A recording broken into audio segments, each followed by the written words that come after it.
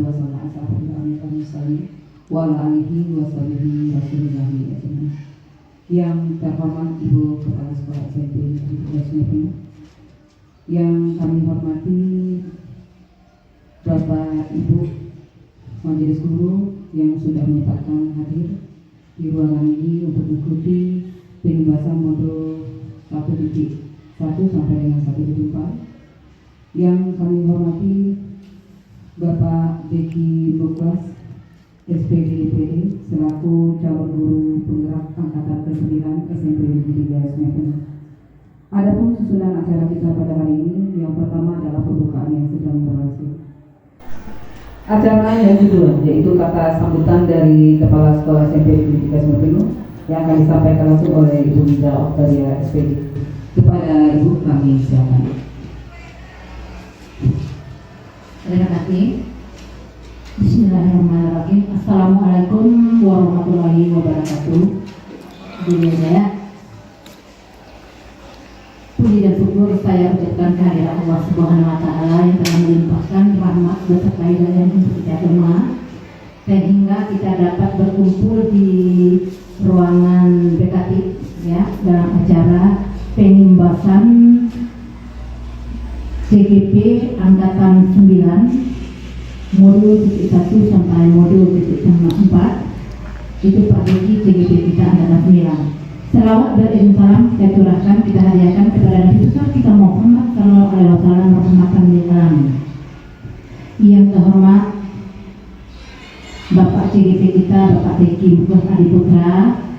Yang saya hormati Bapak Ibu yang sudah mau atau ikut serta dalam diskusi tentang modul 1.1 sampai modul 4.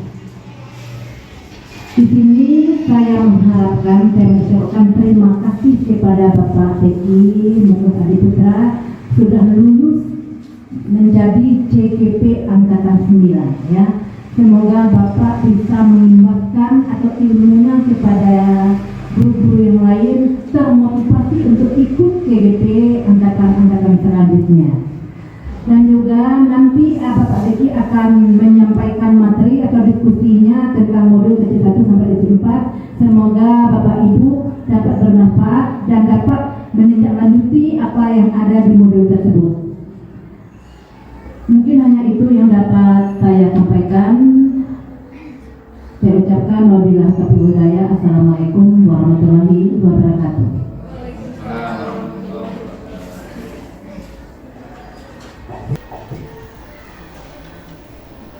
Baiklah, kita akan memasuki acara ketiga yaitu penyampaian materi oleh calon guru penggerak kita angkatan ke-9 yang akan disampaikan dan dipaparkan langsung oleh Bapak Deki Muklas SPD. Kepada Bapak Deki kami silakan.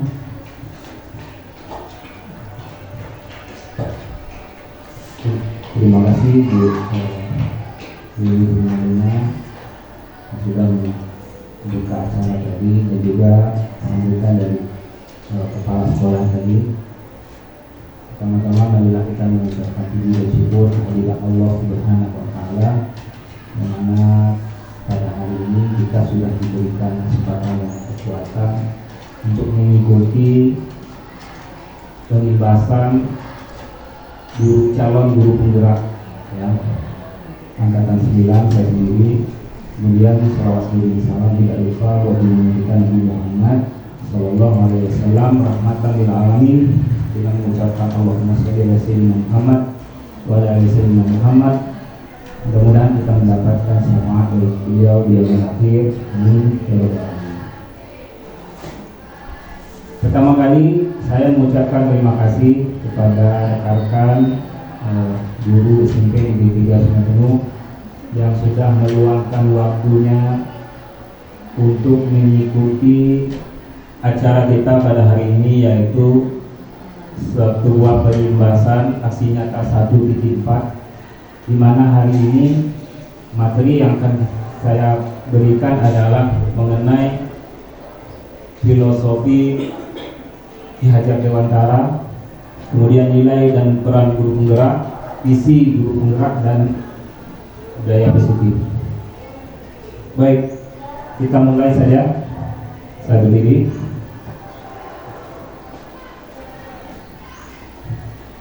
Ya, kita mulai dengan refleksi filosofi pendidikan nasional Ki Hajar Dewantara. Baik Bapak Ibu, jadi kita hidup di Indonesia ini sudah banyak sekali peristiwa-peristiwa besar yang terjadi di Indonesia. Salah satunya kita dijajah oleh Belanda. Kalau dalam catatannya 350 tahun atau 3,5 abad. Tetapi sebenarnya tidak seperti itu. Saya pernah tanya dengan guru sejarah, katanya tidak sampai segitu. Yang lama itu dia berdagang pertama kali, lama-lama jadi berjajah. Jadi tidak tahu persis berapa kita dijajah. Tengah waktunya itu tidak tahu persis. Di zaman dulu kita tidak ada pendidikan. Pada zaman kolonial Belanda tidak ada pendidikan. Baru tahun 1854 itu sekitar 150 tahun yang lalu baru digagaslah satu buah pendidikan dari kepala daerah yang ada di dalam wilayah Indonesia ini. Akan tetapi yang diberikan pendidikan itu hanyalah orang-orang yang akan membantu Belanda. Istilahnya pesuruh Belanda. Pribumi yang menjadi pesuruh, orang yang akan menjadi penagih-penagih upeti, itulah yang akan diberikan pendidikan. Atau calon pegawai. Nah, pegawai Belanda dikasih pendidikan zaman dulu. Nah, kalau kita rakyat jelata ini kita tidak diberi pendidikan, sehingga dulu terbatas sekali orang-orang yang punya pendidikan. Hingga akhirnya dibentuklah Bumi Putra. Ini pertama kali ya, Bumi Putra hanya 3 kelas saja. Hanya 3 kelas untuk calon pegawai tadi. 3 kelas itu seluruhnya 3 kelas dibuat. Kemudian mereka ini hanya mendidik pembantu usaha dagang. Seperti yang saya katakan tadi, mereka yang dididik ini tujuannya cuma untuk membantu mereka. Jadi semuanya menguntungkan mereka. Kita kenal politik mereka itu politik adu domba ya, DPD atau Ampera. Pada tahun 1922 lahirlah Taman Siswa di Yogyakarta. Ini adalah salah satu perubahan. Saya ingat waktu saya kuliah dulu di Padang itu ada Universitas Taman Siswa. Sekarang pun masih eksis. Jadi itu merupakan gerbang emas kemerdekaan dan kebudayaan bangsa. Jadi dari situ kita berangkat, pendidikan mulai terbuka pintunya. Kemudian lanjut Pak Eko, Ki Hajar Dewantara. Jadi Ki Hajar Dewantara ini adalah seorang tokoh pendidikan, bapak pendidikan, pemikirannya luar biasa, seorang aktivis pergerakan kemerdekaan, kolonial, politis dan pelopor pendidikan bagi pribumi sejak zaman kolonial. Jadi berjuangnya beliau ini dari zaman kolonial dulu. Kiprahnya untuk kemajuan anak bangsa membuat hari lahirnya dijadikan Hari Pendidikan Nasional. Tanggal 2 Mei yang kita peringati upacara setiap 2 Mei itu adalah hari kelahiran Ki Hajar Dewantara. Ada asas pemikiran Ki Hajar Dewantara. Yang pertama, pembelajaran menuntun. Jadi menuntun artinya segala kodrat yang ada pada anak-anak agar mereka mendapat mencapai keselamatan dan kebahagiaan yang setinggi-tingginya bagi sebagian manusia, baik sebagai manusia maupun sebagai anggota masyarakat. Jadi pendidikan menuntun ini artinya anak-anak sudah memiliki kodratnya masing-masing. Ya. Dia sudah memiliki kodrat dari lahir, sudah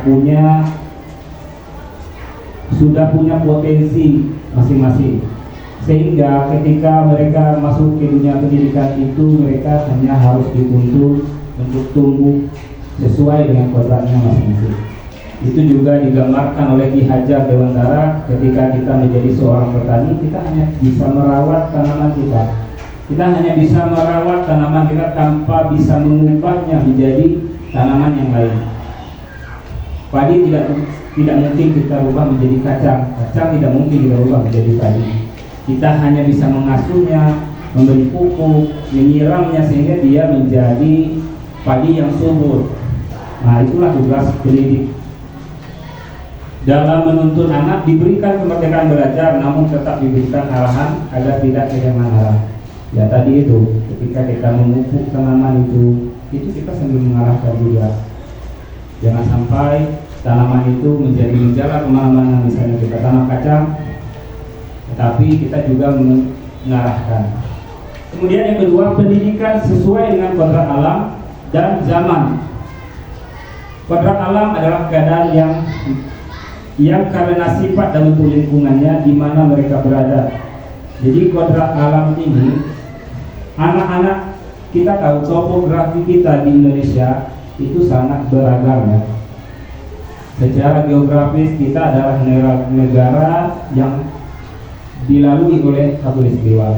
Kita mengalami 2 musim. Lingkungan kita sangat mempengaruhi bagaimana kita tumbuh. Ketika seorang anak tumbuh di lingkungan pertanian, maka pola pikir yang ada dari mereka itu adalah tentang pertanian. Keinginan yang ada di dalam diri mereka adalah keinginan menjadi seorang petani. Ya, nah itulah yang mempengaruhi kodrat alam yang mempengaruhi mereka. Yang dari dalam lahir itu sudah ada dan dipengaruhi lingkungannya. Itulah kodrat alam. Kemudian kodrat zaman sesuai dengan kondisi sosial, budaya masyarakat atau perkembangan zaman. Kodrat zaman ini berkembang. Kita mengetahui bahwa perkembangan zaman ini bukan hanya tentang IT. Kita sering mengatakan ini berarti mengarah ke IT ini. Bukan. Zaman berkembang dari zaman dulu. Bahkan ketika kita membuka ceramah kita ingat dari zaman jahiliyah ke zaman Islam. Berarti sudah kodrat zaman berubah. Kemudian ada revolusi Prancis, ya kita mundur ke belakang, ada revolusi Prancis yang mana ketika zaman dulu ada tenaga buruh digunakan berubah menjadi alat-alat yang lebih praktis lagi. Itu kodrat zaman. Apalagi di zaman sekarang ketika kita dirubah dari manual ke digital, perubahannya pesat sekali. Bahkan manusia tidak dilibatkan lagi dalam beberapa aspek pekerjaan. Kemudian pendidikan budi pekerti, keseimbangan antara cipta, rasa, dan kasa. Peserta didik dilatih untuk memahami dan mengelola diri sehingga terbentuk kesadaran sosial. Peserta didik mampu membuat keputusan yang bertanggung jawab. Jadi ketika peserta didik ini memiliki budi pekerti yang baik, itu adalah salah satu tujuan dari pendidikan kita. Kita harus melatih bagaimana mereka memiliki kesadaran sosial, kemudian bertanggung jawab dalam semua perkataan dan perbuatan yang mereka lakukan. Kemudian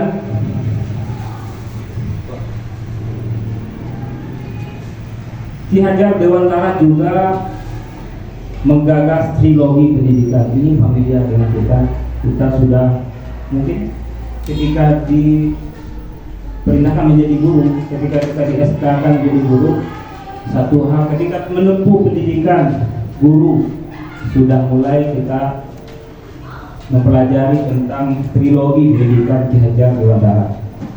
Ki Ngarso Sungkulodo di depan memberi contoh, Ki Madya Mangunkasa di tengah menjadi penyemangat, Tungguri Handayani di belakang memberi dorongan. Ketika di depan itu kita menjadi contoh, tentu guru harus menjadi contoh bagi murid-muridnya. Kita mau muridnya seperti apa, kita contoh dulu. Kemudian di samping ya menjadi penyemangat, kita selalu memberi motivasi pada siswa kita. Mau jadi apa dia? Mau kemana? Potensi apa yang dia miliki? Kita beri motivasi. Kemudian di belakang kita memberi dorongan. Semuanya bertujuan agar murid mencapai tujuannya menjadi profil pelajaran Pancasila nanti kita bahas. Tantangan dalam menerapkan pemikiran. Sebagai pendidik yang akan memberi contoh, harus konsisten dalam menjadi tauladan bagi siswa. Ini tantangannya. Kita terkadang menjadi guru itu tidak konsisten. Hari ini kita berikan kedisiplinan, besok kita kasih kelonggaran. atau hari ini kita berikan mereka sebuah aturan-aturan atau kesepakatan yang disepakati, besok kita beri kelonggaran. Jadi tidak stabil atau tidak konsisten. Itu adalah tantangannya. Kemudian semangat yang diberikan tidak hanya sebatas retorika, ya, tidak hanya sekedar omong-omongan saja. Ada masanya ketika seorang anak yang kita semangati itu kita harus melakukan tindakan kepadanya, ya, sehingga ada dorongan semangat mereka untuk melakukan pembelajaran. Perkembangan zaman yang disalahgunakan ini banyak sekali. Salah satunya IT. Ketika IT disalahgunakan, maka hancurlah anak-anak itu. Kita lihat banyak kasus yang terjadi ketika internet ini disalahgunakan. Anak-anak bisa terjerumus ke dalam hal-hal yang dilarang, bahkan dilarang oleh agama. Kemudian budaya asing yang semakin populer. Nah, budaya asing yang masuk ke Indonesia ini sangat mempengaruhi. Kita lihat anak-anak sekarang bermain K-pop, itu sangat berbahaya sebenarnya, karena kita di Indonesia ini punya kebudayaan yang sangat beragam, tetapi bisa saja kita terpengaruh dengan K-pop itu, ya, padahal budaya kita tidak kalah lebih menarik daripada mereka. Kemudian, ya, sudah habis materi kita hari ini. Jadi untuk materi yang pertama sudah habis, saya kembalikan ke moderator. Saya beri silakan.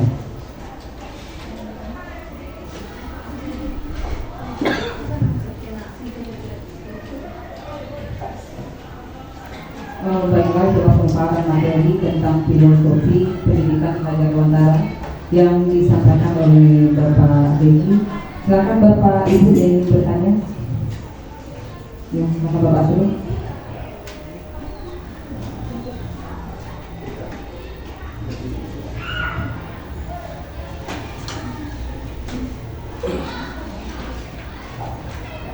Assalamualaikum warahmatullahi wabarakatuh. Pertama-tama saya terima kasih atas kesempatan yang kami berikan. Dari pengamatan kami pada awal penyampaian materi yang disampaikan oleh Bapak Budi tadi, kami rasa sungguh sangat menarik. Dari penyampaian tadi dapat memperhatikan yaitu asas pemikiran Ki Hajar Dewantara. Di sini kami garis bawahi pada poin atau nomor kedua, boleh dimundurkan slide, yaitu pendidikan sesuai dengan kodrat alam dan zaman. Di sini ada dua istilah, kodrat alam dan kodrat zaman. Yang ingin kami tanyakan di sini, kira-kira bagaimana perbedaan antara kodrat alam dan kodrat zaman? Mungkin itu yang dapat saya pertanyakan untuk pertama. Saya akhiri untuk baca ceritanya. Assalamualaikum warahmatullahi wabarakatuh. Terima kasih atas pertanyaan yang sudah diberikan oleh Bapak Abdul. Masih ada Bapak Ibu yang mau bertanya? Kami masih membuka satu pertanyaan. Silakan Ibu Ani. Assalamualaikum warahmatullahi wabarakatuh. Tadi Pak Eki memaparkan tentang refleksi Ki Hajar Dewantara. Ki Hajar Dewantara mengatakan anak lahir membawa kodratnya masing-masing. Bagaimana dengan apa pandangan hadis yang mengatakan bahwa anak lahir bagaikan kertas putih? Bukankah teori Ki Hajar Dewantara ini berarti bertentangan dengan Islam? Terima kasih. Assalamualaikum warahmatullahi wabarakatuh. Terima kasih atas pertanyaan yang diberikan oleh Bapak Ibu sekali pertanyaannya. Mungkin pertanyaan ini akan dibahas langsung oleh pengajar kita yaitu Bapak Rizky kelas. Pertanyaan Bapak Rizky kami silakan. Baik, saya akan mencoba menjawab pertanyaan dari Pak Asrul dan juga Bu Ade. Pertanyaan yang luar biasa menarik sekali. Tadi Pak Asrul menanyakan bahwa apa perbedaan antara kodrat alam dan kodrat zaman. Seperti yang sudah saya paparkan tadi bahwa kodrat alam adalah alam sekitar yang mempengaruhi perkembangan daripada seseorang itu. Ketika seseorang tinggal di wilayah pesisir, maka mereka memiliki keinginan ingin menjadi nelayan. Keinginan menjadi nelayan itulah yang mempengaruhi mereka. Walaupun ada potensi yang ada di dalam diri mereka yang tersembunyi yang harus digali oleh seorang guru. Kemudian kodrat zaman. Zaman ini adalah seperti saya jelaskan lagi, zaman ini adalah berubah setiap waktu. Bahkan ketika kita, tadi saya contohkan, ketika kita membuka sebuah pidato, kita mencoba mengirim selawat ke Rasulullah yang merubah zaman dari zaman jahiliyah ke zaman Islam, zaman yang pembodohan ke zaman ilmu pengetahuan. Itu kodrat zaman. Zaman berubah-ubah sehingga pendidikan yang diberikan harus berubah menyesuaikan zaman yang berkembang. Apalagi sekarang ketika IT itu mulai menguasai manusia, ketika pekerjaan mulai dialihkan kepada teknologi, tentu pembelajaran yang kita berikan kepada siswa akan menjadi berbeda.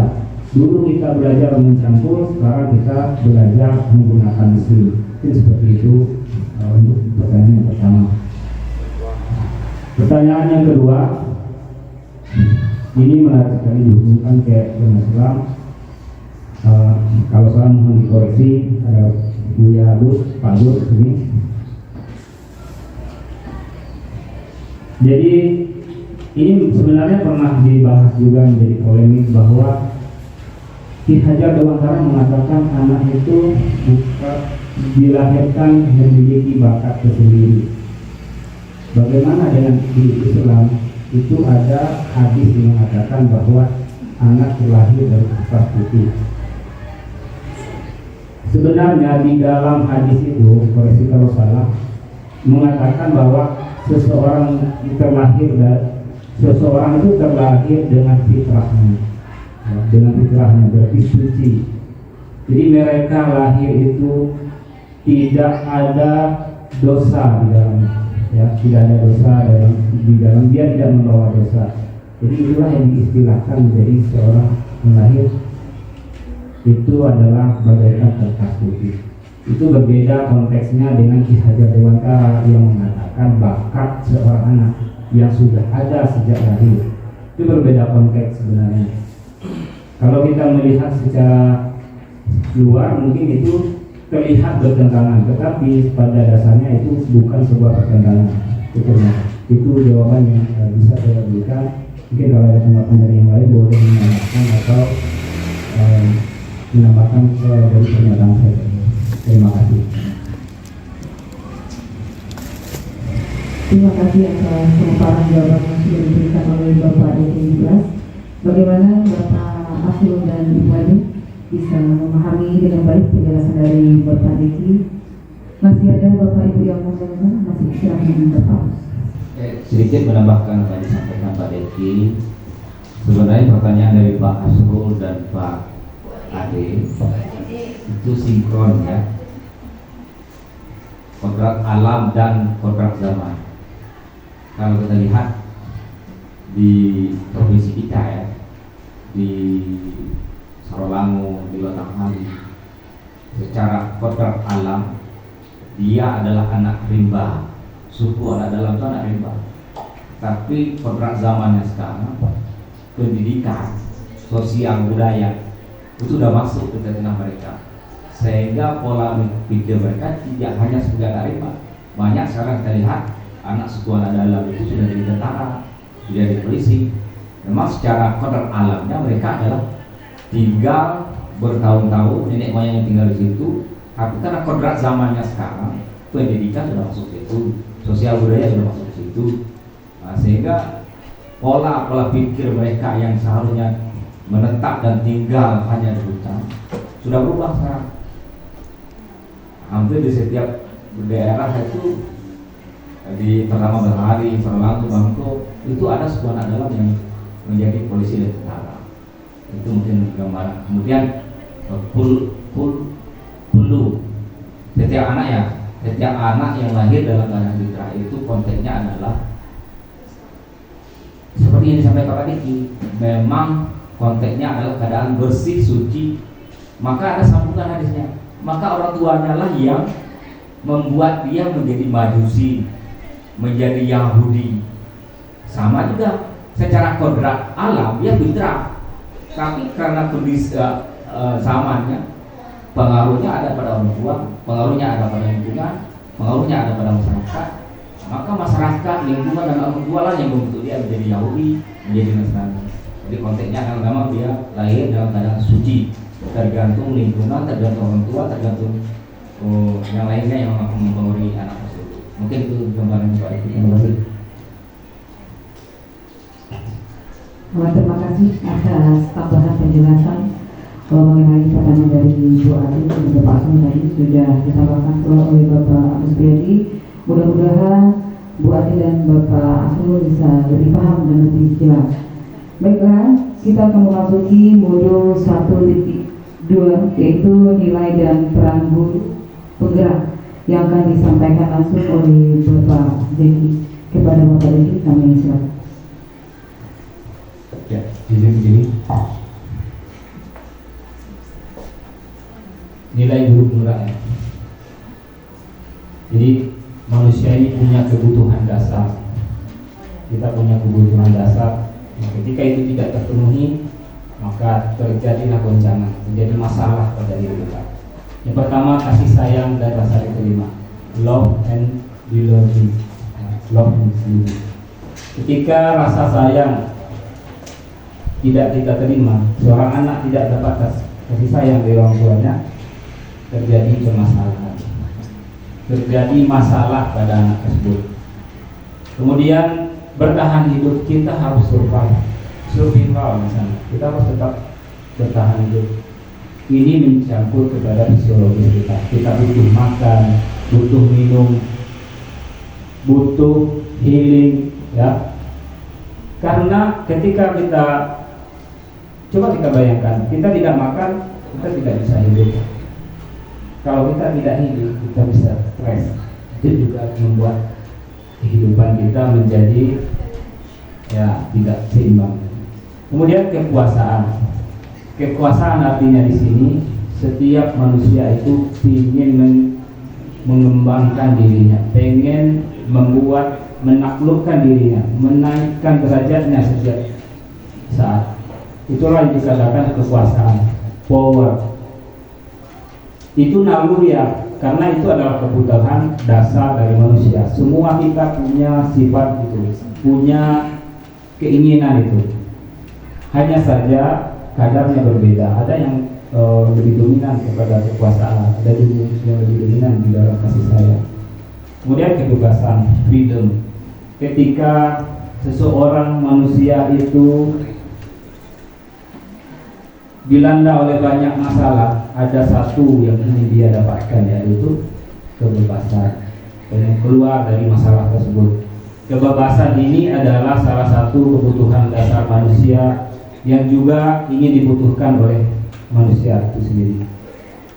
Apalagi anak kita, anak juga seperti itu. Anak tidak bisa dikekang, tidak bisa dibatas-batasi. Jadi kita juga butuh freedom, butuh kebebasan. Jadi aturan-aturan itu akan menghancurkan anak sebenarnya. Kemudian kesenangan, fun. Kita butuh tertawa, butuh tersenyum, butuh hiburan, butuh lawakan. Apa jadinya kita ketika kita tidak tertawa? Sehari saja kita tidak tertawa, kerutan akan bertambah. Itu prinsipnya biasanya. Kemudian profil pelajar Pancasila. Peraturan Menteri nomor 22, Menteri Pendidikan Nasional ya, nomor 22 tahun 2022. Menteri Pendidikan Nasional saat itu adalah Nadiem Makarim ya. Ketika beliau diangkat menjadi menteri, ada salah satu kebijakan strategis dari beliau, yaitu menjadikan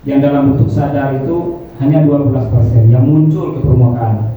Jadi jati diri seseorang bisa dinilai dari kebiasaan-kebiasaan yang mereka keluarkan. Kemudian peran guru penggerak. Jadi ada peranan guru penggerak yang harus dilakukan oleh seorang guru, bukan hanya guru penggerak tapi semua guru. Yang pertama, menjadi pemimpin pembelajaran. Di dalam pembelajaran kita harus menjadi pemimpin di dalamnya, menguasai pembelajaran yang sedang kita lakukan, menguasai materi yang sedang kita sampaikan, menjadi coach bagi guru lain. Jadi di samping kita menguasai, kita juga mendampingi. Coach bukan berarti menggurui, kita mendampingi mereka untuk belajar, mendorong kolaborasi. Kolaborasi penting, kita saling bekerja sama antar sesama guru. Guru penggerak di sini mendorong kolaborasi. Jadi ada sekolah yang sangat individualis, maka di dalam itulah guru-guru penggerak ini harus membuat kolaborasi antar guru. Kemudian mewujudkan kepemimpinan murid. Kita harus menggali potensi murid dengan tidak melepaskan bahwa mereka adalah seorang pemimpin, apalagi laki-laki. Jadi kita harus mewujudkan kepemimpinan yang ada pada dirinya, mengembangkan potensi yang ada dalam dirinya. Kemudian menggerakkan komunitas praktisi. Komunitas praktisi artinya itu adalah sekumpulan guru yang ingin mengembangkan diri, ingin mendapat ilmu-ilmu baru. Di SMP Negeri 3 ini kita sudah pernah mengadakan komunitas belajar. Nah, itu adalah salah satu bentuk komunitas praktisi yang sudah berjalan di sekolah kita ini. Baik, sampai di sana untuk materi yang kedua. Kami silakan kepada moderator. Terima kasih atas pemaparan materi yang sudah disampaikan oleh Bapak Deki mengenai modul 1.2 yaitu nilai dan peran guru penggerak.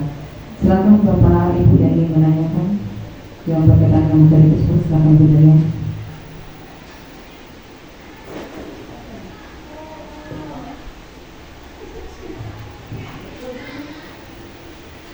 Terima kasih atas waktunya. Seperti yang sudah dipaparkan sama Bapak Eki tadi dan juga sudah dijelaskan bahwa profil pelajar Pancasila itu sangat kompleks, sangat banyak nilainya, sangat banyak juga tuntutannya. Yang ingin saya tanyakan di sini, apakah bisa tercapai dengan baik tujuan pendidikan tersebut? Iya, terima kasih atas pertanyaan Bu Inia yang berkaitan dengan profil pelajaran Pancasila Bapak ini. Kemudian masih ada Bapak Ibu yang ingin menanyakan, kami persilakan. Kami masih menampung satu pertanyaan lagi. Kami rasa cuma satu pertanyaan, silakan Bapak Ibu. Terima kasih. Baik, saya akan mencoba menjawab pertanyaan dari Ibu Vivian. Kita ketahui bahwa profil pelajar Pancasila itu sangat kompleks sekali. Kalau kita lihat, sangat sulit kita mencapainya. Tetapi kita nanti akan belajar tentang visi dan misi seorang guru. Ketika kita mencanangkan visi yang bagus, maka ada proses yang bagus pula, dan ditunjang juga dengan sarana-prasarana pendukung dan juga aset. Kalau di pendidikan itu menyebutnya aset. Aset itu bukan hanya berupa barang benda, tapi termasuklah guru, tenaga pendidik, itu adalah aset sekolah. Ketika itu terpenuhi, maka bukan tidak mungkin profil pelajar Pancasila ini akan tercapai. Tentu saja ini akan membutuhkan waktu dalam proses pencapaiannya. Ketika diuji cobakan kurikulum merdeka, kurikulum merdeka ini adalah salah satu penunjang profil pelajar Pancasila yang diuraikan dalam Undang-Undang Nomor 22 Tahun 2022 itu.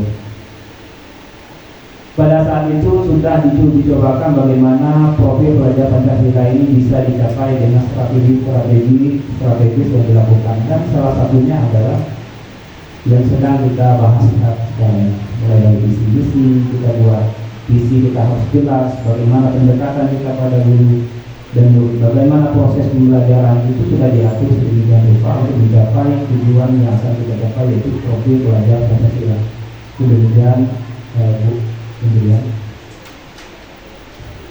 Bagaimana kemudian bisa memahami doa dari Bapak Deki?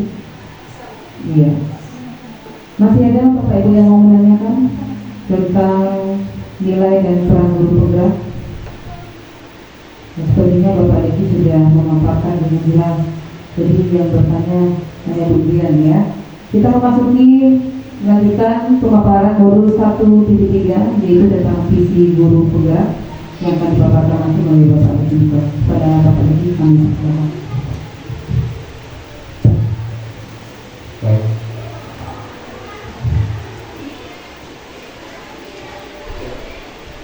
Visi guru penggerak ya. Jadi kita mulai.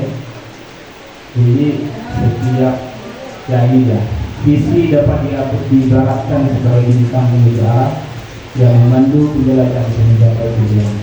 Jadi visi yang kita buat itu adalah penunjuk arah, pemandu penjelajah untuk mencapai tujuannya. Ketika berada di dalam sebuah padang pasir di zaman dahulu di Mesir itu, ketika berada di padang pasir mereka menggunakan bintang untuk menjadi penunjuk arah, sehingga mereka tidak tersesat, tahu arah jalan pulang ya.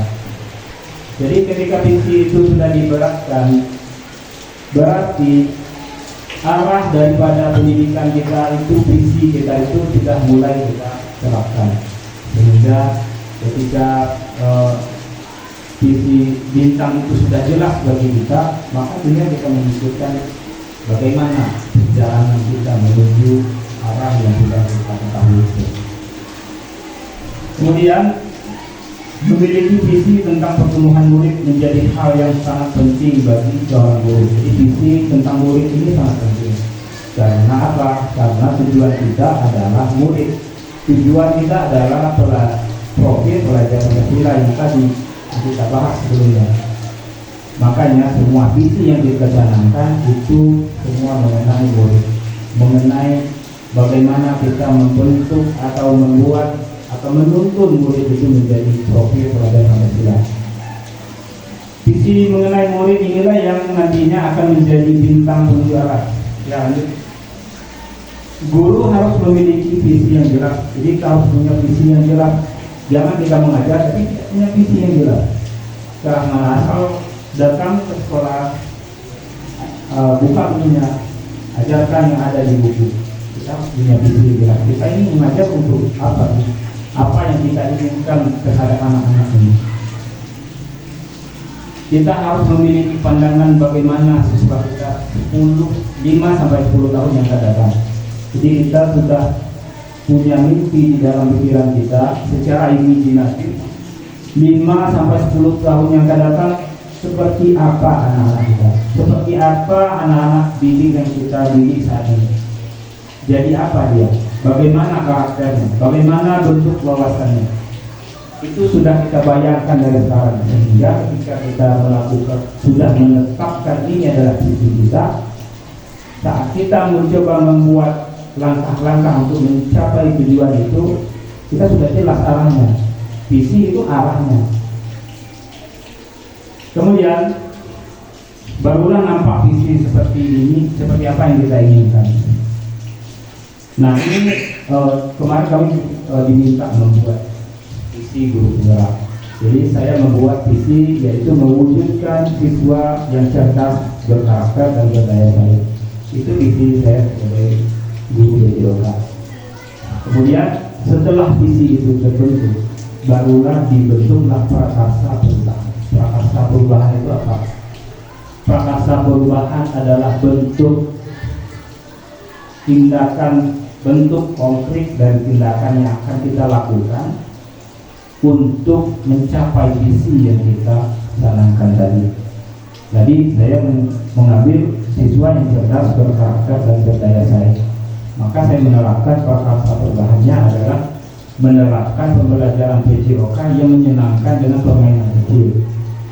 tidak melulu tentang teknologi, karena ketika permainan kecil, saya mengambil di sini permainan kecil. Permainan kecil ini disenangi semua siswa. Sudah saya coba di kelas-kelas, ternyata permainan kecil lebih menghidupkan semangat siswa dalam belajar. Nah, visi yang mana yang saya majukan? Yang tadi Pak? Ya, yang visi yang mana? Cerdas, berkarakter, dan berdaya saing. Ketika siswa belajarnya senang, maka cerdas, berkarakter, dan berdaya saing itu akan terwujud melalui jalan itu. Kemudian ada tindakan setelah visi, ya, setelah visi kemudian ada tadi tindakannya, kemudian membuat bakja. Bakja ini adalah bentuk tindakan yang kita lakukan setelah kita membuat sebuah visi itu, yaitu membuat pertanyaan pertama. Kemudian mengambil pelajaran dari pertanyaan-pertanyaan pertama, kita ambil pelajaran, gali mimpi, dan jabarkan rencana dan atur eksekusi. Ini langkah-langkah dalam kita melakukan tindakan dalam visi itu.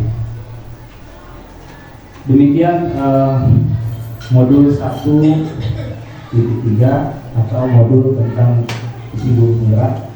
Saya kembalikan dengan moderator. Ya, terima kasih atas pemaparan yang sangat jelas sudah dipaparkan langsung oleh Bapak Deddy tentang visi guru penggerak. Silakan Bapak Ibu yang mau bertanya. Silakan Bu ini.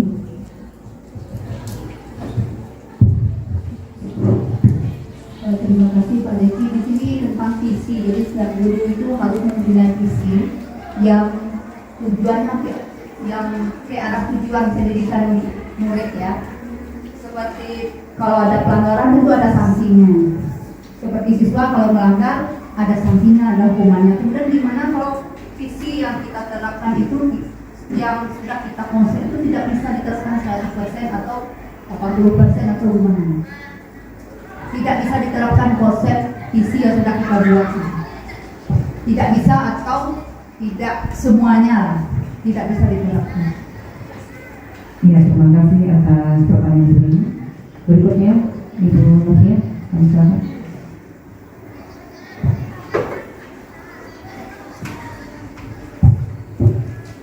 Terima kasih kesempatannya kepada moderator. Di sini tadi saya memperhatikan bahwa tadi berdasarkan penjelasan Pak Deki bahwa guru itu harus memiliki visi yang jelas.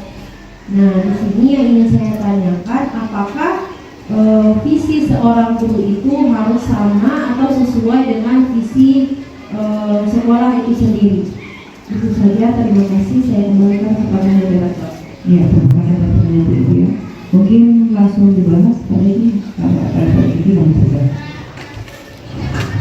Baik, pertanyaan yang menarik di oleh Bu ini tadi, apakah bagaimana kalau visi kita tidak tercapai atau tercapai sebagian? Itu visi itu dibentuk oleh guru, dibuat oleh guru itu sendiri, kemudian dikerjakan oleh guru itu sendiri. Jadi mereka membuat sendiri dan mengerjakan sendiri. Tentu standar daripada visi yang kita buat itu sudah kita ukur dengan kemampuan kita. Bagaimana kalau tidak tercapai? Tentu jawabannya adalah evaluasi. Apa yang menjadi kekurangan kita dalam membuat visi tersebut? Apa yang harus kita tambahkan? Apa yang harus kita kurangkan? Itu harus jelas. Sehingga nanti kita akan menemukan di mana letak ketidak berjalanannya visi kita itu, di mana yang harus kita rubah atau kebiasaan apa yang harus kita tambah. Di sini kan ada prakarsa perubahan. Prakarsa perubahan itu bukan hanya satu, Bapak Ibu.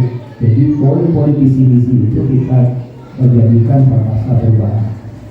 Contohnya misalnya kita melakukan prakarsa perubahan untuk anak-anak yang berakhlak mulia. Kita melakukan pembiasaan bersalam-salaman. Ternyata bersalaman tidak berpengaruh dengan akhlak anak. Kita cari lagi di mana bentuk bahasa perubahannya yang bisa mempengaruhi akhlak anak. Misalnya selain bersalaman, mereka harus juga membuat agenda sholat misalnya. Itu kan berhubungan dengan akhlak anak. Kemudian Bu Novia tadi menyampaikan ini sebenarnya di pertanyaannya tadi bagaimana ya, apakah harus sesuai dengan visi sekolah? Visi sekolah tentu juga semuanya beracuan kepada anak, tujuannya tetap anak. Karena sekolah sistem pendidikan yang ada, semua warga sekolah asalnya semua yang bergerak di pendidikan itu ujung-ujungnya adalah anak. Ujung-ujungnya adalah pelajar berprofil pelajar Pancasila, anak yang memiliki profil pelajar Pancasila. Jadi tentu saja secara otomatis ya, visi yang dicanangkan oleh guru pembelajaran itu akan selaras. Kita akan satu tujuan. Kalau kita ibaratkan sekolah itu adalah sebuah kapal, ya kita yang berada di dalamnya mau tak mau ikut kemana kapal itu berlayar. Jelas saja kita harus membuat visi yang sama dengan sekolah. Dan semua sekolah itu visinya untuk anak didiknya, untuk orang-orang yang ditamatkan di sekolah itu. Itu doanya. Terima kasih. Mungkin cukup juga pemaparan yang disampaikan atau pertanyaan yang diberikan oleh Ibu Nini dan sebelumnya bisa dipahami dengan jelas. Masih ada Bapak Ibu yang mau bertanya? Dan kami rasa Bapak Ibu sudah paham tentang modul 1.3 visi bergerak. Sekarang kita akan melanjutkan memasuki modul 1.4 budaya positif. Hal ini akan dipaparkan langsung oleh Bapak Tugas. Kepada Bapak Desi, kami silakan. Baik, masih semangat Bapak Ibu? Masih. Mudah-mudahan ya. Mudah-mudahan kita tetap semangat. Karena ini adalah pembelajaran bagi kita. Saya juga belajar. Ada pepatah mengatakan bahwa belajar terbaik adalah menjadi guru. Bukan menjadi murid, tapi menjadi guru. Jika kita mengajarkan orang, kita harus lebih tahu orang tersebut. Mudah-mudahan kita masih semangat ya. Budaya positif. Ini materi terakhir kita. 3 motivasi perilaku manusia. Jadi manusia itu melakukan sesuatu itu ada motivasinya. Ya, ada motivasinya. Ketika manusia melakukan sesuatu itu mereka pertama untuk menghindari ketidaknyamanan atau hukuman. Jadi perilaku kita itu pertama menghindari hukuman dan ketidaknyamanan. Yang kedua untuk mendapatkan imbalan atau penghargaan dari orang lain. Yang ketiga untuk menjadi orang yang mereka inginkan dan menghargai diri sendiri dengan nilai-nilai yang mereka percaya. Kemudian di dalam proses pembelajaran kita memiliki cara untuk menyadarkan anak-anak yang bermasalah. Ketika anak membuat masalah di kelas, kita punya cara masing-masing. Lalu kita termasuk yang mana? Selama ini kita terapkan yang mana sih kita? Ada hukuman, konsekuensi dan restitusi. Kalau hukuman ini kalimatnya seperti ini, awas kalau dilakukan lagi ya, nanti awas kamu. Itu hukuman. Kalau konsekuensi, lakukan apa yang saya katakan. Berarti itu konsekuensi. Restitusi, apakah hal ini yang sesungguhnya ingin kamu lakukan? Jadi ada komunikasi di restitusi. Hukuman ini dibuat oleh guru. Jadi ini hukuman artinya dibuat sepihak oleh guru. Datang terlambat ya, ambil sampah misalnya. Belum ada kesepakatan kita harus ambil sampah. Kemudian dibuat, kalau konsekuensi dibuat oleh guru dan murid dan anak. Jadi kita sepakat di konsekuensi. Bagaimana nanti kalau saya sering di olahraga saya sadari itu salah. Kalau tidak bawa baju olahraga berarti kamu lari ke lapangan. Itu saya kerjakan. Ya itu keliru seperti itu. Dibuat oleh kemudian restitusi dibuat oleh anak. Jadi dia buat sendiri aturannya. Dia buat sendiri dan dia patuhi sendiri, bukan dari gurunya. Nah kemudian ciri yang ketiga menyakitkan. Ya hukuman itu menyakitkan. Guru menjalani konsekuensi dengan menyalahkan, mengkritik, menyindir, merendahkan. Jadi guru benar-benar menyudutkan anak itu. Kalau dalam teori hukuman. Kemudian konsekuensi membantu guru menyatakan peraturan, melakukan peringatan dan menerapkan konsekuensi. Memang betul kita sepakati dengan anak, tapi ini kan antara anak dan guru. Ada suara guru di dalamnya. Dan biasanya suara guru itu lebih dominan. Ya, lebih dominan. Kamu nanti yang kita sepakati bahwa kesepakatan kita nanti kamu kalau terlambat push up ya. Kan itu pendapat dari guru. Anak belum tentu setuju tapi kita paksa juga setuju. Restitusi ini menguatkan. Guru menyebutkan keyakinan kelas membimbing cara acuan berpikir restitusi anak. Jadi ini menyangkut nanti kita pelajari keyakinan kelas. Ketika kita memberikan sebuah konsekuensi yang tadi, itu anak yang buat sendiri, dia akan mematuhi sendiri aturan itu. Kemudian restitusi adalah proses menciptakan kondisi bagi murid untuk memperbaiki kesalahan mereka, sehingga mereka bisa kembali pada kelompok mereka dengan karakter yang lebih kuat. Restitusi bukan untuk menebus kesalahan, namun untuk belajar dari kesalahan. Jadi kesalahan itu kita jadikan pelajaran bagi mereka. Restitusi memperbaiki hubungan. Kemudian restitusi adalah tawaran, bukan paksaan. Restitusi menuntun untuk melihat ke dalam diri, mencari kebutuhan dasar yang mendasari tindakan, dan restitusi fokus pada karakter, bukan tindakan. Kemudian, mengapa keyakinan kelas? Mengapa tidak peraturan kelas saja? Jadi, ini diistilahkan. Ini ada contoh. Mengapa kita memiliki peraturan tentang penggunaan helm pada saat mengendarai kendaraan roda 2? Mungkin jawabannya adalah untuk keselamatan. Tapi bagi sebagian orang bukan karena takut polisi. Berarti kita sudah salah kaprah menilai sebuah aturan itu. Itu bukanlah sebuah aturan. Memakai helm itu adalah supaya kita aman dari kecelakaan. Ketika kita jatuh, kepala kita tidak terbentur lagi dengan aspal. Itulah yang akan kita sadarkan kepada murid kita itu. Ketika mereka melakukan kesalahan, mereka tidak takut dengan aturan itu, tapi mereka tahu bahwa itu salah. Yang mereka lakukan itu salah. Contoh yang kedua, mengapa kita memiliki peraturan tentang penggunaan masker dan mencuci tangan setiap saat? Ini mungkin zaman COVID dulu ya. Kemungkinan jawabannya adalah untuk kesehatan dan keselamatan. Itu jawaban yang tepat. Tapi ada juga kadang mau terbang, kita nggak pakai masker sampai sana beli masker. Pulangnya kita buka lagi. Berarti kita sudah tidak menyadari kesehatan. Tetapi hanya untuk mematuhi peraturan yang ada. Jadi kesalahan itu yang harus kita ubah. Bagaimana membuat keyakinan kelas?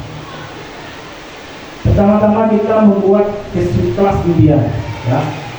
Kelas impian artinya ini milik visi. Kamu pengennya kelas kamu seperti apa? Itu pertanyaan pemantiknya. Kamu pengen kelas seperti apa? Yang bagaimana? Jadi anak akan menjawab kelas yang nyaman, misalnya kelas yang tertib, yang tidak ada bunyi di dalamnya.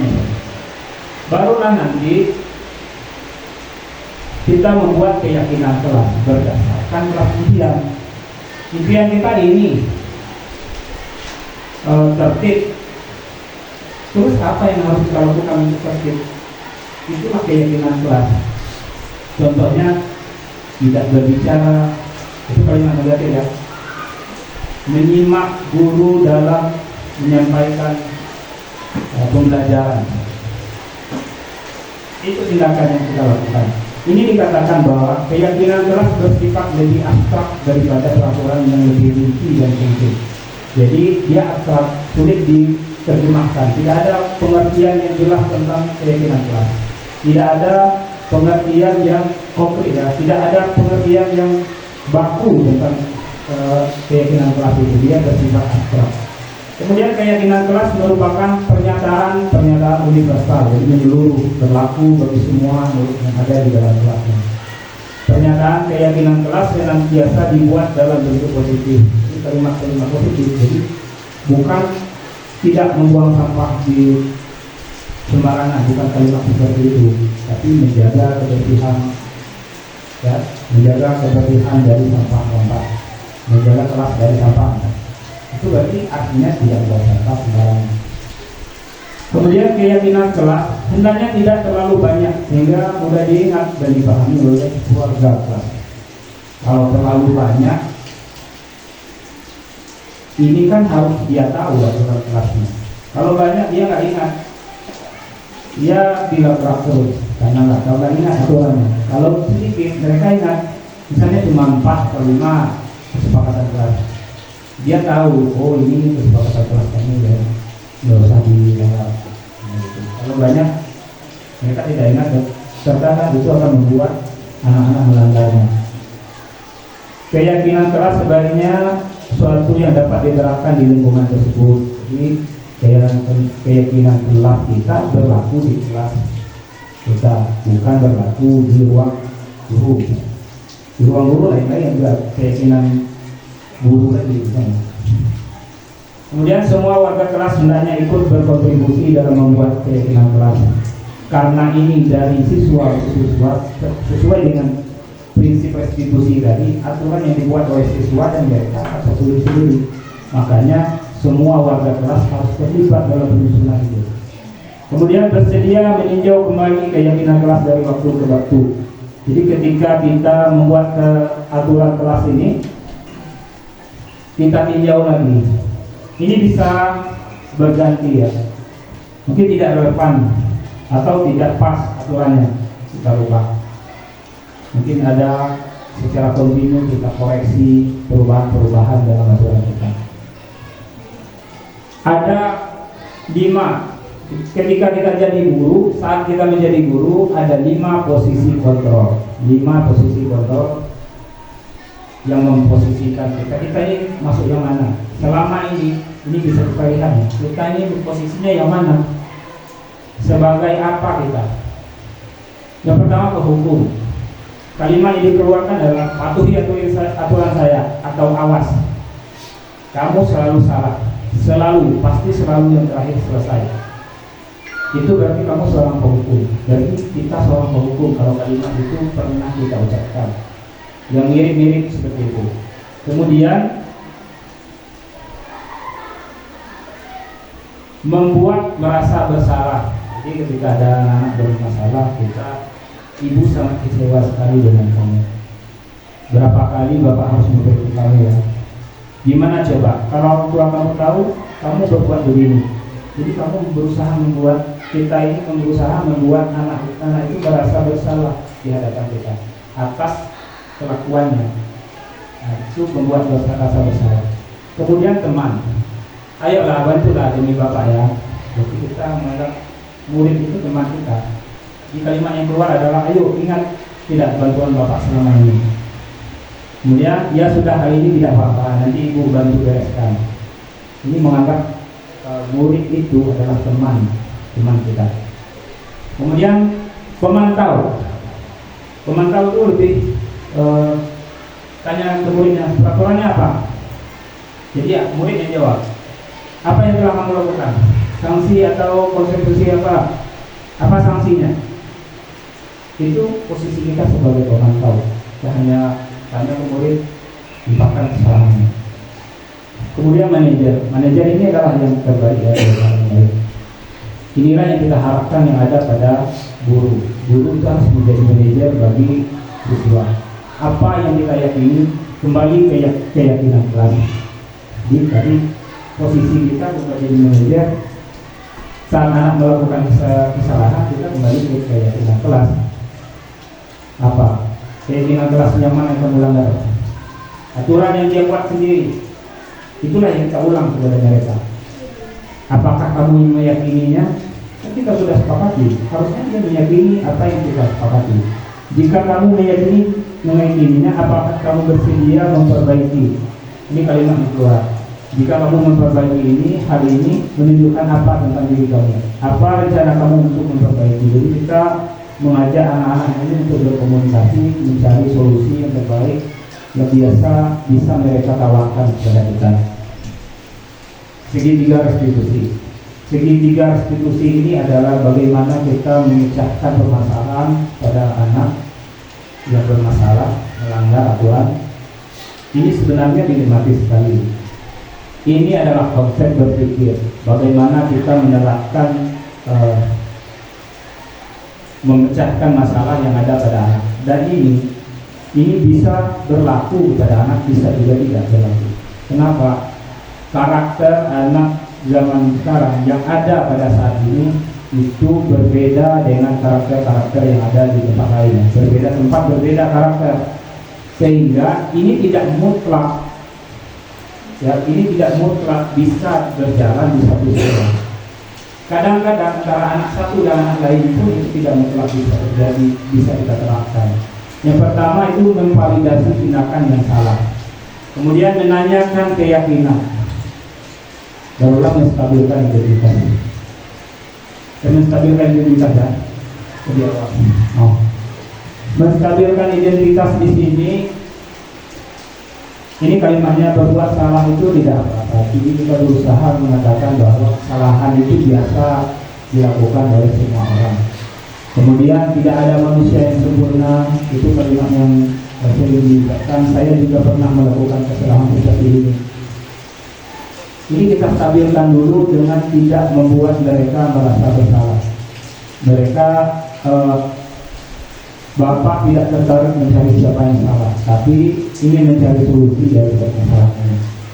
Apa kamu sedang menjadi teman yang baik buat dirimu sendiri? Nah, itu menstabilkan identitas, kita stabilkan dulu.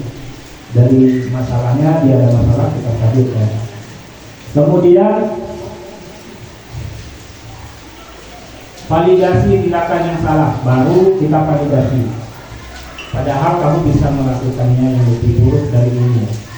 Kamu pasti punya alasan mengapa melakukan ini. Jadi kita validasi kesalahannya. Kita tanyakan kebenarannya seperti apa.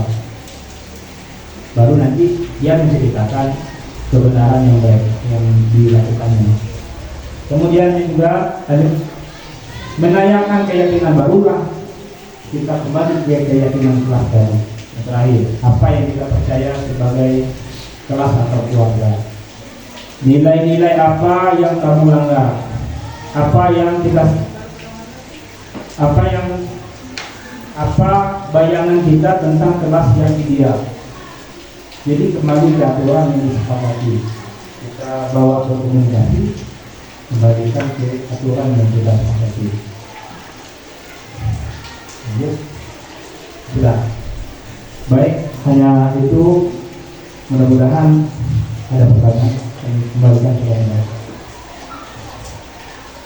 Terima kasih atas pemaparan materi yang sudah disampaikan oleh Bapak Ibu.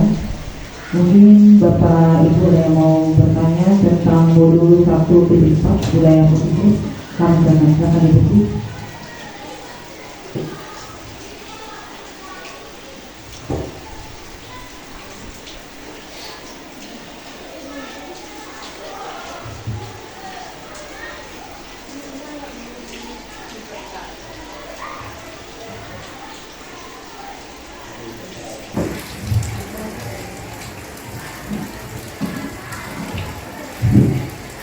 Assalamualaikum warahmatullahi wabarakatuh. Baik, di sini saya akan menanyakan tentang budaya positif. Bagaimana solusinya ketika segitiga restitusi sulit diterapkan di sekolah? Karena sepengalaman saya, ketika kita balik-balikin malah menunjak muridnya. Terima kasih. Assalamualaikum warahmatullahi wabarakatuh.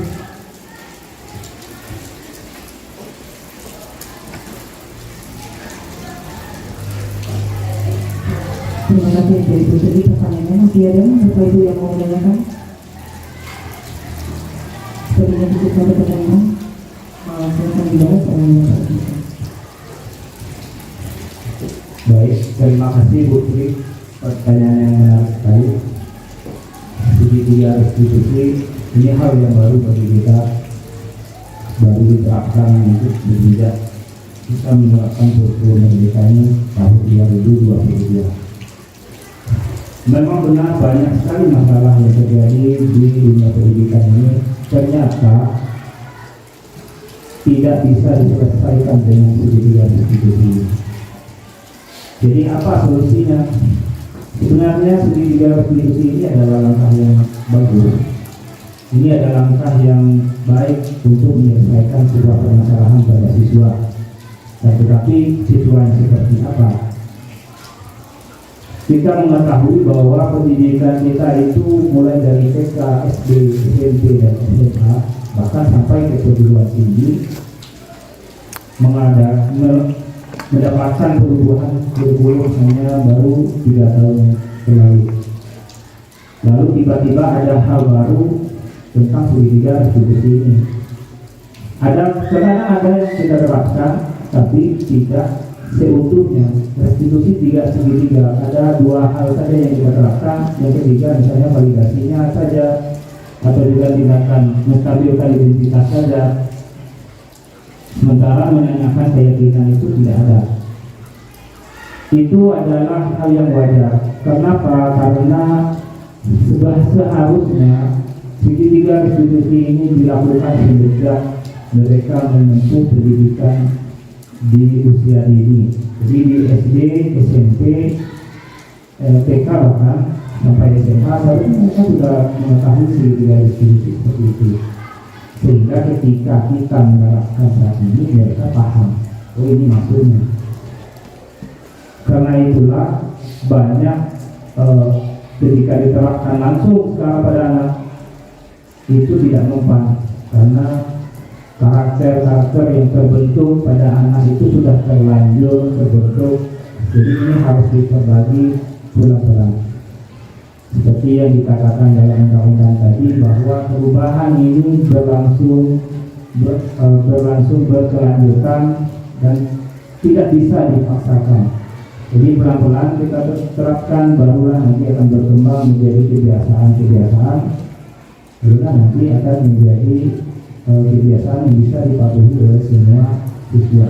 Jadi solusinya apa? Jadi solusinya kita masih menggunakan yang lama, mau tidak mau kita harus menggunakan. Karena kalau tidak, maka akan terjadi loss control terhadap anak-anak, bisa menjadi lebih rusak lagi, kan lebih parah lagi. Kita pertimbangkan juga apa yang banyak mudaratnya ataupun banyak keuntungan yang kita. Mungkin itu yang bisa kita.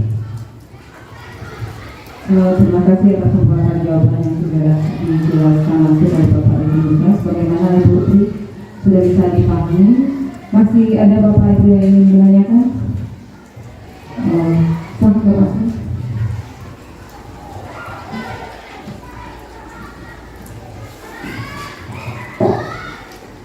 Terima kasih untuk kesempatannya.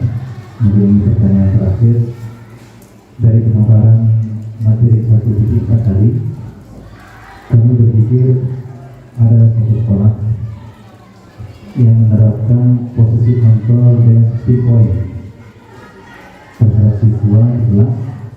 Dan ini kami tanyakan bagaimana menurut pendapat KDI tentang posisi kontrol tersebut, apakah sudah tepat atau masuk pada kategori keyakinan budaya yang mana kira-kira. Mungkin itu cukup. Terima kasih. Assalamualaikum warahmatullahi wabarakatuh.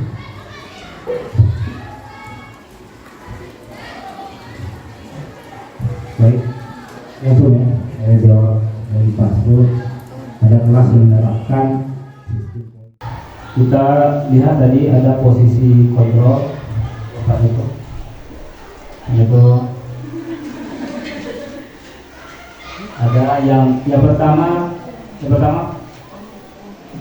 penghukum, yang kedua membuat rasa bersalah. Yang ketiga, teman. Yang keempat, pemantau. Yang kelima, manajer. Ketika kita membuat sistem poin, berarti mereka punya konsekuensi, ya kan? Berarti sekolah kita sedang menerapkan, ini menurut pendapat saya pribadi, itu adalah mengenai penghukum, ya, lebih ke arahnya penghukum karena ada aturan yang harus mereka terapkan. Tetapi bagaimana dia bisa mengarah kepada sistem manajer? Saat sistem poin itu diterapkan, kita bisa juga mengakomodasinya menjadi manajer. Kenapa? Di sini kita juga sudah akan melakukan proses-proses hukum, proses-proses menangani. Saat siswa itu mendapat permasalahan, tentu ada proses. Kita tidak serta-merta melakukan, ini kamu salah seperti ini. Itu ada konfirmasi kepada mereka. Kenapa sampai seperti itu? Mengapa mereka seperti itu bisa kita terapkan di sekolah kita. Jadi tidak serta-merta kita menghakimi ini berkurang, tidak seperti itu. Kita bisa juga melakukan koordinasi. Kadang anak-anak itu dia melakukan kesalahan karena mereka terdesak. Ada sebuah kisah itu kita pernah lihat di video pendeknya. Kalau Bapak Ibu pernah lihat mereka terlambat sekolah. Seorang anak terlambat sekolah dihukum gurunya untuk berdiri. Ternyata dia mendorong ibunya dulu, kan?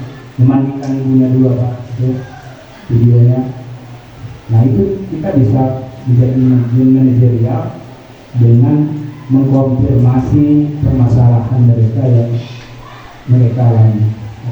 Akan tetapi ketika permasalahan ini kesalahan mereka, yaitu ketika mengambil keputusan tentang ada hukuman konsekuensi, berarti kita masuk pada ranah penghukum. Terima kasih kepada Bapak Dede Muglas yang sudah memaparkan sangat jelas sekali mengenai pelibatan modul 1.1 sampai dengan modul 1.4. Baiklah, acara berikutnya kita tutup dengan doa yang akan dipimpin oleh Bapak Asrul Burman. Kepada Bapak Asrul, kami persilakan.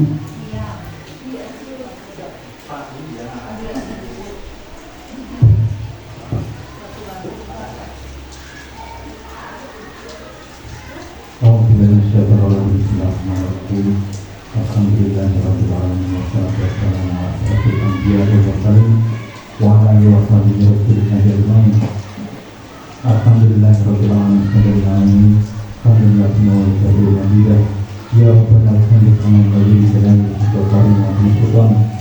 Allahumma salli wa sallim ala sayyidina Muhammad dan pimpinan kami dan ikhwan Ustaz. Wa sallallahu alaihi saja wa tusallimu dengan syahadat wa tafadhal dengan inna darajat wa tubarakuna biha sebagai yang khairat fil hayat wa bil mamat wa qawli muddawa amin ya rabbal alamin ala kulli syai'in.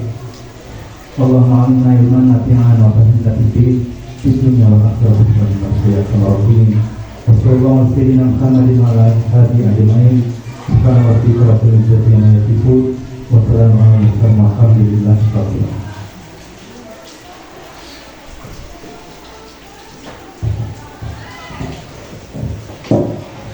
Dengan berakhirnya doa tadi, maka berakhirlah acara penjelasan modul 1.1 sampai dengan 1.4. Kami selaku pembawa acara mohon maaf apabila terjadi kesalahan yang silap. Kami tutup dengan wabillahi taufiq wal hidayah. Assalamualaikum warahmatullahi wabarakatuh.